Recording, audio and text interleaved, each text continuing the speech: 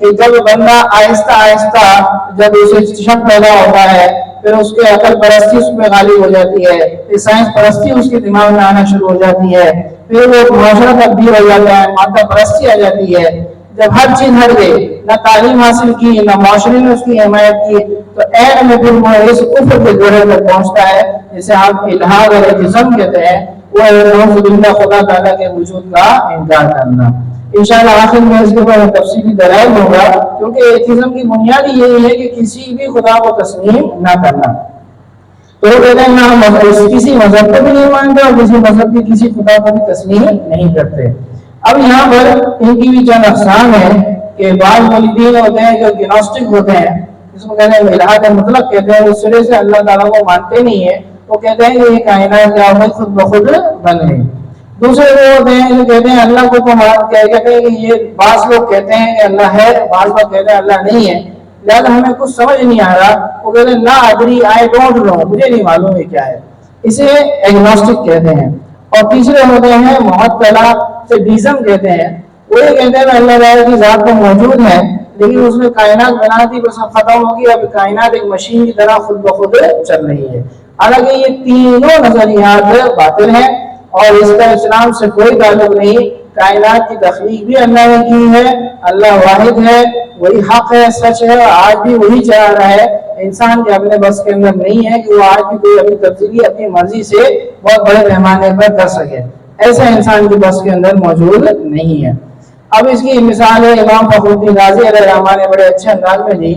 کہ ایک انسان کائنات کے اندر دنیا میں رہ رہا ہے تو اس کا قد بڑھتا ہے، اس کا جو ہے اب بتائیے اس قد بڑھنے کی دلیل کیا ہے؟ اگر آپ کہتے ہیں کہ آپ کے جسم کے اندر یہ صلاحیت ہے کہ وہ قد بڑھاتا ہے تو جسم تو ابھی بھی موجود ہے لیکن قد نہیں بڑھ رہا۔ اگر آپ کہتے ہیں کہ آپ کی روح کے اندر صلاحیت ہے کہ قد بڑھے، لیکن روح تو ابھی بھی موجود ہے لیکن قد نہیں بڑھ رہا۔ اگر آپ یہ کہتے ہیں کہ انسان خوراک کھاتا ہے، خوراک کی وجہ سے چھوٹا سا بچہ بڑا ہو جاتا ہے، لیکن آپ خوراک تو ابھی بھی کھا رہے ہیں، اب قد کیوں نہیں بڑھ رہا؟ تو لازمی طور پر کہ انسان کے اندر ابھی بھی تاثیر جو اللہ تعالیٰ کی کائنات کا اللہ تعالیٰ کی موجود ہے، اس کی جب مرضی آتی ہے وہ شے کو قد بڑھا دیتا ہے، جب چاہے اس کو روک دیتا ہے۔ اب یہاں پر یہ میں چند نظام کا یہاں تعارف مکمل ہوا، ہم نے پوسٹر کے اندر چند مزید عنوانات کے اندر گفتگو کرنے کا کہا تھا، اس میں یہ تھا کہ جدید علم کلام اور قدیم علم کلام کے درمیان فرق کو ہم بتائیں گے کہ جدید علم کلام اور قدیم علم کلام میں کیا فرق ہے، علماء کی اب ذمہ داری اس کے اندر کیا بنتی ہے۔ تو اب قدیم علم کلام کے اندر ہمارا جو مقابلہ ہوتا تھا وہ فلاسفہ کے ساتھ ہوتا تھا، اور فلاسفہ کا یہ نظریہ تھا کہ وہ فلاسفہ اس وقت اتنے پاورفل نہیں تھے کہ سیاسی نظام، معاشرتی نظام، معاشی نظام ان کے ہاتھ میں تھا، وہ صرف الہیات یعنی کہ اللہ اور رسول کے معاملات کے اندر جو اعتراضات کرتے تھے شریعت کے اوپر، تو ہمارے علماء صرف اسی کے اوپر فوکس کرتے تھے۔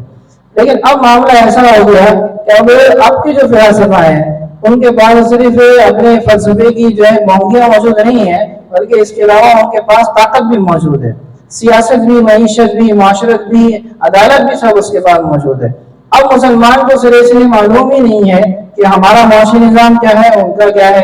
ہمارا خاندانی نظام کیا ہے، ان کا کیا ہے، ہمارا عدالتی نظام کیا ہے، ان کا کیا ہے۔ یہ پورا سسٹم آپ پہلے مسلمان کو سمجھانا پڑتا ہے۔ لہٰذا قدیم علم کلام کے اندر ٹاپک صرف الہیات ہوتا تھا اور اعمال سے اس کو کوئی تعلق نہیں ہوتا تھا، لیکن جدید علم کلام میں ہمیں ان چیزوں کو بھی بتانا پڑتا ہے کہ خاندانی نظام کی کیا ویلیو ہے، والدین کی کیا اہمیت ہے، اسلامی معاشی نظام کیا ہے، اسلامی معاشرتی نظام کیا ہے۔ تو ان دونوں کے ٹاپکس کے اندر اب فرق آ گیا ہے۔ تو علماء کرام کی ذمہ داری ہے کہ طلباء کو ان نئے ٹاپک سے بھی وہ اب آگاہ کریں، کیونکہ اب دنیا جو ہے گلوبل ولیج بن چکی ہے۔ دنیا جہاں میں کہیں بھی کسی جو کوئی مسئلہ ہوتا ہے، کوئی سوال اٹھتا ہے، اور اڑ کے ہمارے پاس بھی آ ہی جاتا ہے، اگر ہم نے پہلے سے اس کا جواب تیار نہیں رکھا تو لوگوں کے لیے مسائل پیدا ہوں گے۔